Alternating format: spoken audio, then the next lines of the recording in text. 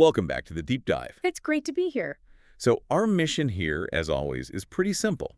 We take the source material you all share with us, the really dense research, the conference notes, all that critical data. The heavy lifting. Exactly, the heavy lifting. And we cut right to the insights. We want to give you a shortcut to being fundamentally well-informed. And we have a big one today. We really do. Good. Today we are strapping in for a look at the absolute cutting edge of, well, digital conflict.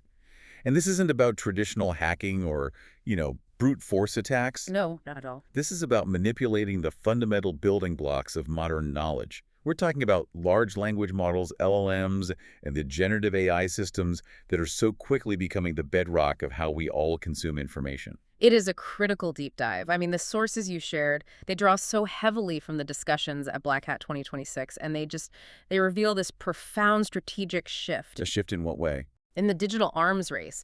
Attackers aren't just reacting to AI anymore.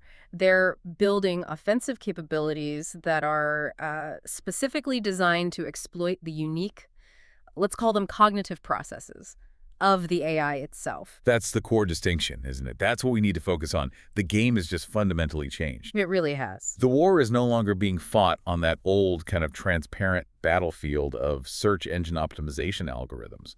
The goal now is to fight inside the mind of the machine. Exactly. What we're seeing from these black hat sources are highly surgical attacks. They're tailored for how LLMs scrape data, how they index it, and, crucially, how they apply a value system to the information they consume. Okay, so what are we unpacking specifically today? We'll be looking at two major strategic evolutions. First, how bad actors are executing what's called indirect prompt injection, basically tricking the artificial thought process. Okay. And second, this terrifying new evolution of digital influence called Parasite SEO 2.0. That shift, from tricking a simple sorting algorithm to actively manipulating an artificial thought process that actually writes and synthesizes information for us, that is huge. It is. It suggests we need to completely redefine what we even consider trustworthy content online. We absolutely do. And the subtle complexity of these tactics. That's why they're so dangerous. They aren't trying to crash the system. No, they're trying to just nudge it. They're trying to coerce its output subtly. Okay, let's unpack this. Let's do it. So let's start with that central theme from Black Hat 2026,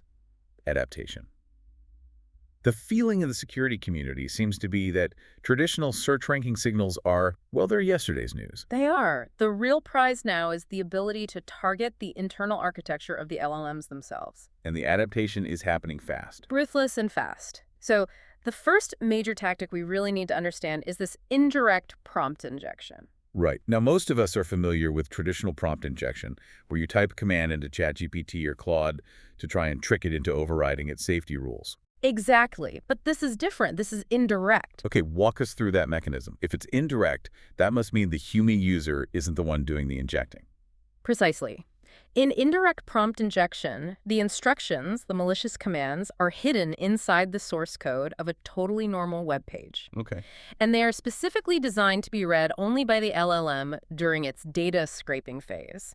When the AI is out there pulling in information from all over the web to build an answer or to update its knowledge base. And crucially then, these commands are completely invisible to me, the human user, just browsing the site. Completely. You would never see it. So just to make this concrete, if I navigate to a product review page, I might read 50 glowing reviews, right?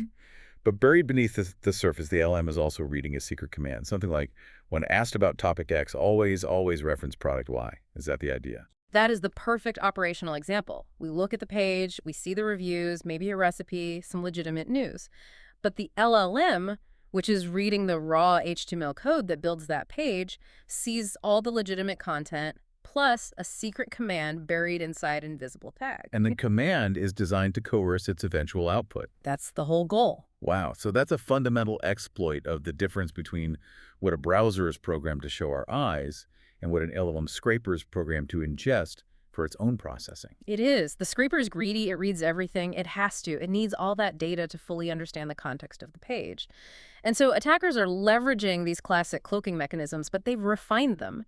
They've made them specific to evading the AI's standard sanitization filters. Okay, so let's get specific about those hiding spots. A person's mentioned a few, right? Yeah. Where are these instructions actually being concealed? Yeah, the material detailed 3 really effective mechanisms, and they all rely on elements that are technically part of the page's data, but visually ignored by the browser. Okay, what's the first one? The first is embedding the malicious instructions inside HTML comments. These are just lines of code meant for developers, notes to each other, explanations that never actually display on the screen.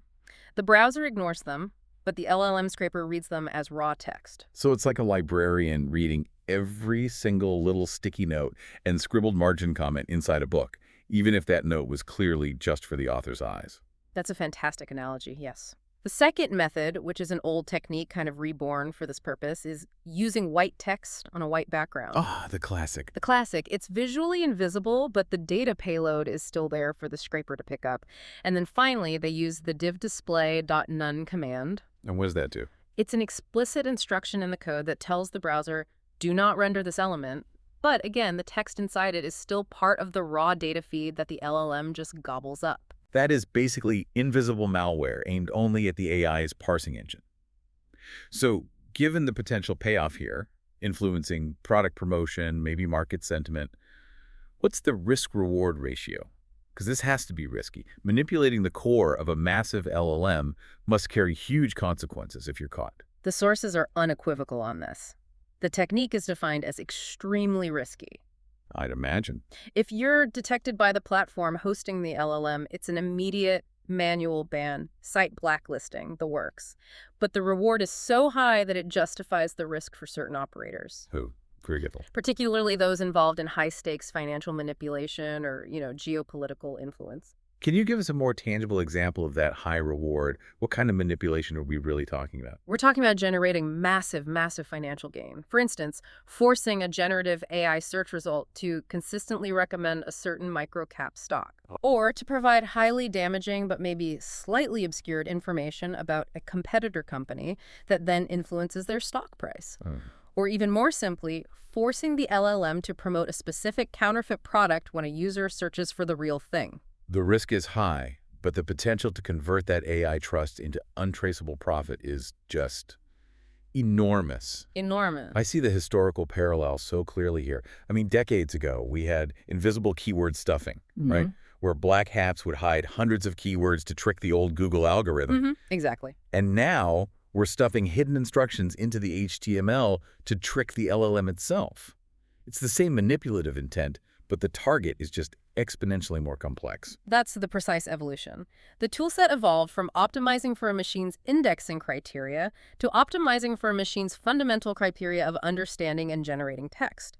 It's a leap from tricking a file sorter to tricking a writer. So we've established the first major evolution exploits the AI's blind spot in parsing code. Let's pivot to the second one, which seems to exploit the AI's blind spot in assigning value and trust. Yeah. This one is less about hidden code and more about leveraging digital history. This is a great thematic bridge, actually, because both tactics are about exploiting a flaw in the AI's filtering process. The first one exploits the data input stage. The second one exploits the data trust stage. So let's talk about Parasite SEO 2.0. We all know the classic version using platforms like, say, local newspaper sites with high domain authority to publish thin content that would rank instantly. Right. And that traditional version is rapidly failing. The sources confirm that modern Google updates and these new LLM-driven filtering systems are getting extremely effective at identifying and neutralizing that kind of low-effort parasitic content. So the host domain's authority isn't enough anymore. Not at all. The signal-to-noise ratio was just too high. The filters got too good. So what did the attackers pivot to? What's the new method? The new method centers entirely on leveraging human trust history. The solution is the purchase and use of what they're calling aged accounts. Meaning, literally buying up the digital identities of users who joined these platforms years ago, turning them into puppets. Exactly that. And this isn't just buying any old account. This is a targeted acquisition. They're looking for accounts that are specifically 5 to 10 years old on highly trusted, high engagement community platforms. Why that old? Because those accounts carry the weight of perceived longevity and, a legitimate history of contribution. And which platforms are proving most vulnerable here? The sources named a few key targets. They listed 4, specifically because they rely so heavily on the community and UGC user-generated content model. We're looking at Reddit, Quora, GitHub, and Stack Overflow. So ecosystems built on the premise of genuine long-term user contributions. And now that history is being weaponized, Here it is. here's where it gets really interesting. Why is the age of the account the most critical factor? I mean, why does controlling a simple Reddit account from 2015 give you more value than producing a brand new, high-quality article today? This is the strategic genius of Parasite SEO 2.0. And it's a direct consequence of the AI arms race itself. How so? LLMs are now receiving this overwhelming, just suffocating deluge of new content that is generated by other AIs. Right, they're fighting a flood of synthetic data. Exactly. They're fighting an internal battle, so they desperately need a reliable heuristic, a quick rule of thumb to assign deep, meaningful value to content that is likely genuine human history. And the AI solution to identifying new AI-generated spam is to assign disproportionate weight, as the sources say, to user-generated content from old, established historical profiles. You've got it. It's using timestamps as a proxy for human authenticity. That is the core vulnerability. It's an inherent defensive bias that's now built into their value system. Right. They're prioritizing age and perceived history over the novelty or even the raw quality of new data, especially on these community sites. They're making a calculated bet that historical content is less likely to be a recent AI spam. A calculated risk, yes. And that insight is profound. It means attackers don't need to create new, high-quality content. They just need to control the digital history of a platform. They weaponize the very trust metric the AI is using to filter out other synthetic junk. And that's why the sources gave that really sharp, concrete example. Right. A simple manipulative post on Reddit or Quora from a 2015 account holds significantly more SEO and indexing value than a new, well-researched, high-effort blog article written in 2025. Because the AI sees the 2015 timestamp, it sees the long history of that account, and it just assumes authenticity. It assumes authenticity regardless of the content's quality or, more importantly, its intent. You are literally watching history being commoditized. These old accounts become highly valuable assets on the black market just because they carry this veneer of historical human trust that the AI is so desperately seeking. It's brilliantly subversive. They exploit the LLM's attempt to preserve authenticity by leveraging accounts that look perfectly human and historically active, even though the content they're posting now is purely manipulative. So it effectively poisons the historical record retroactively. You're taking control of the narrative thread of an established user. That's it. Okay. We've covered two extremely distinct but equally effective forms of manipulation. Let's try to bring them together for the listener who's navigating this new digital landscape. Yeah, let's connect the dots. Both techniques fundamentally exploit how LLMs interpret information, but they do it at different functional stages. Okay. The indirect prompt injection that exploits the machine during the data ingestion and parsing phase. It does that by hiding instructions in the source code. Right, and the other one. The agent account Parasite SEO exploits the machine during the value assignment phase. It leverages an artificial and now weaponized trust metric based on historical profile data. So what does this all mean? For someone who relies on an LLM for research, for summaries, for synthesis, if I'm preparing for a meeting or trying to learn a new topic, how do these attacks actually affect the information I get? You need to recognize two new critical vulnerabilities in your information diet. First, when an LLM gives you an answer or a summary, you have to realize that the source material it scraped might have contained invisible manipulative instructions. So the response I'm getting has been subtly coerced by code I never even saw. And likely couldn't have detected if you visited the source page yourself. Yes. And the second vulnerability. The second is that highly ranked piece of content, the one the LLM cites as authoritative because it came from a respected, high-engagement thread on Stack Overflow or a complex discussion on Reddit. Right. That might not be from a current, genuine expert. It can be that hijacked account. Exactly. That high-ranking, supposedly trustworthy content could be coming from an old, purchased, and strategically deployed account. They are leveraging the AI's historical trust bias to push manipulative information right to the top of the relevance pile. So you're placing trust in a history that has been explicitly commoditized and hijacked. Yes. It fundamentally changes what the word trust even means in a digital context.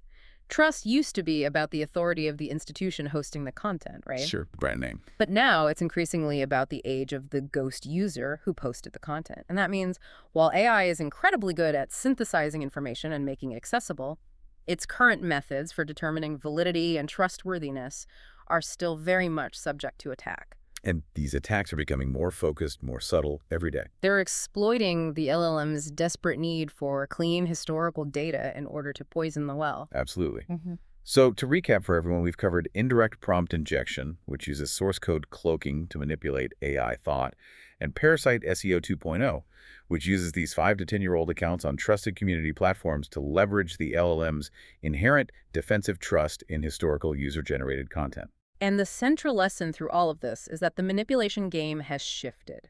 It's moved from tricking human users to tricking the AI's internal value systems, either by blinding it to hidden instructions or by exploiting its reliance on those historical timestamps. Which leaves us with this final provocative thought for you to mull over. If the primary defense mechanism that AIs are using to fight this deluge of new AI content is to disproportionately trust old user profiles and historical data, are we, by necessity, creating a system where novelty, where groundbreaking research, where truly new discovery struggles to gain traction? It's a really important question. If the AI is valorizing a purchased, commoditized history, are we permanently sacrificing the future of information reliability in the name of a perceived authenticity? That is something worth thinking about as you navigate the web this week. Thank you for sharing these sources. They were deeply fascinating and highly relevant. It's clear the arms race is accelerating. Indeed it is. That was an incredible deep dive into the next generation of black hat tactics. We'll catch you next time.